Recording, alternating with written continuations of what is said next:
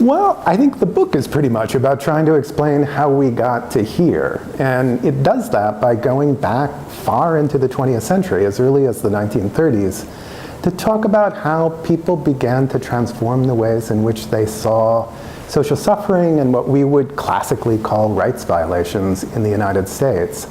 And that the World War II period became this really critical moment when a global way of thinking about suffering, rights questions, became a really resonant one for both elites and for more popular Americans. And so what the book does is try to trace how that happens in the 1930s into, again, as you say, the present moment, which is this moral age of human rights.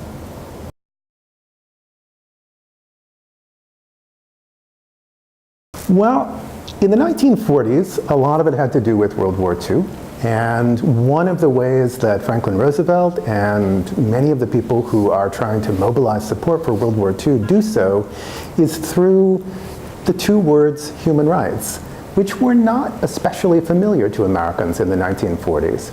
And so one of the things that I tried to figure out was why pick those words if the words weren't so familiar, and then how did the country, in a sense, mobilize around that as one way of thinking about the war. I go back to photography, Depression-era photography in the 1930s, Dorothea Lange, Migrant Mother, a kind of canonical photograph that many people know, to think about the kind of transnational circulation of reportage in the 1930s and the way a visual language of rights began to emerge in that, and try to argue that that becomes a frame by which people are able to understand why in the Atlantic Charter, why in the Declaration of the United Nations, that human rights is such a kind of powerful framing device for the war. The Universal Declaration of 1948 is usually seen as the founding moment of all this, and so some of this is to suggest that really, in a sense, during the war, declarations of human rights were being written that presaged the 48 Declaration. Pretty much by 1945, the way in which people were thinking about rights on a global scale was really completely in view. And something that Americans continued to run with in the late 1940s, particularly groups that were trying to make claims for rights at home, African Americans, Japanese Americans, Native Americans, going to court and using this new international rights language along with constitutional law to make a series of claims about discrimination in housing, discrimination in education, in a whole variety of ways. The Cold War comes toward the end of the 1940s and intensifies in the early 1950s, and it begins to shut down that language as one that people see as useful for them in terms of doing political work in the United States. And in fact, very dramatically so. So these cases, for instance, an African-American couple who are about to lose their home in Detroit, it turns out that that home was part of a white covenant that said only Caucasian people could buy that house, and so they're essentially being thrown out of the house they thought they could buy. These are the kinds of cases that are moving through the courts.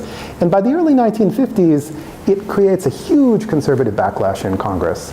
And there's an Ohio senator, not so different maybe than our president-elect right now, who comes forward and says that human rights has gone too far. This notion that you can take the international and bring it home is antithetical to American values.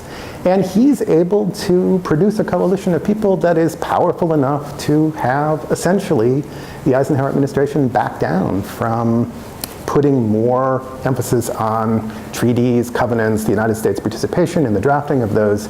And civil rights groups start to realize that they need to back away too, because what they thought was going to have political power for them is now an obstacle rather than a kind of strategic language to move forward. Human rights is evacuated in a certain way in the United States for much of the 1960s, which is kind of strange because we think of that as the civil rights moment, and it very much is the civil rights moment. But again, a kind of reticence to go to an international frame, to think about human rights, to think about what global protections of human rights might do, I think a legacy of this backlash, McCarthyite backlash in the 1950s that just continues on into the 60s. Martin Luther King famously talks about human rights late in his career. Malcolm X talks about human rights in the 1960s. So I don't mean to say that nobody's talking about human rights, but they tend to be in a kind of minor key for the ways in which people are trying to make rights claims. So much so that in the 1970s, when we often think of the late 1970s, President Carter, the emergence of human rights in the United States really comes to it all very late in the day. It's other places in the world that begin to recover human rights in the 1960s. So Soviet dissidents, East European dissidents, victims of what we would now easily call human rights abuses, but that language wasn't so familiar in the 1960s. So in Latin America, victims of disappearance, of torture in regimes, military regimes like Chile, Argentina, and Brazil. And the language is beginning to come back, but in a different way than it did in the 1940s. A much more individualized language, a language much more about bodily integrity, civil and political rights, not so much attention to economic and social rights as there had also been in the 1940s.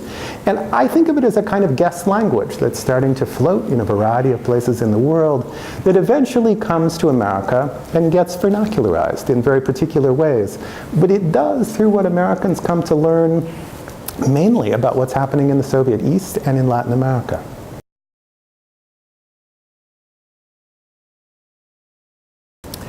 Well, you know, this moment is a very difficult moment to think about what human rights may mean in an American context. If you're thinking about questions about immigration, if you're thinking about questions of race or questions of sexual rights.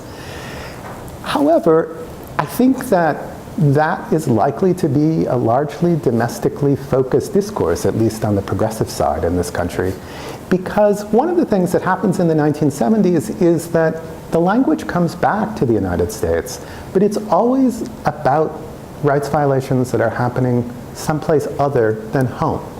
So it doesn't become a resonant language, again, for social activists in the 1970s, as it had been in the 1950s, with two exceptions.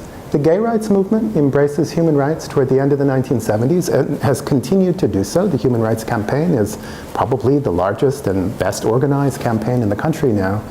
And Native peoples have also continued to use a language of international human rights. But otherwise, it's almost absent. You know, if you think about the Black Lives Matter protests, sometimes people make a kind of moral, rhetorical bow to human rights, but it isn't the primary language by which they've been thinking about problems. They've been thinking in structural ways about economic inequality, about racial inequality, but not so much around abstract kinds of rights claims. That's also true with the American state more generally, even under the Obama administration, where you might think, in fact, there would be more engagement in the international sphere around human rights. But there's been a general reticence in the country to want to think in very vigorous ways about an international human rights regime. So much so that our place in the world in thinking about human rights has really diminished quite significantly over the last 2 decades. So, for instance, 2 decades ago, if you were a justice of a court, national court, almost anywhere in the world, more likely than not, the citations that you would have used and the opinions that you were issuing in cases would have come from the US Supreme Court. That's entirely flipped now. And people are more likely to cite the European Court for Human Rights and their decisions than they are American courts. Same sort of thing when new nations are writing constitutions. Used to be the American Bill of Rights where people would go. It's not anymore. The Canadian Constitution, the Canadian way of thinking about human rights, the South African declarations of human rights, all of these becoming more significant than the American. So in a way, there's been a kind of gradual diminishment of us as a kind of central figure in all of this. And 9/11 and what came after 9/11 and torture put Americans in a posture that was difficult in some ways to be in any kind of leadership role about human rights. So looking forward, I'm not sure that as we face a variety of rights challenges over the next at least 4 to 8 years, whether in fact the global sphere is going to be a source of inspiration for progressive activists. My sense is that it's going to come from the inside rather than from the outside, and from traditions that may be inflected by global human rights talk, but are much more firmly rooted in the ways in which Americans have thought about rights for centuries. I think human rights continues to offer this moral language to people, and that there's a certain power to that. And so rhetorically, it can continue to do work. But at a deeply political level, it strikes me that this more internalized way of thinking about rights questions is probably the way the next couple of years or couple of terms of office are going to work. That said, historians are really bad at predicting things, and so I may be completely wrong, and it may be that global human rights does become the language. The last couple of decades wouldn't suggest that that's very likely, but in some ways it would be a good thing if it were the case.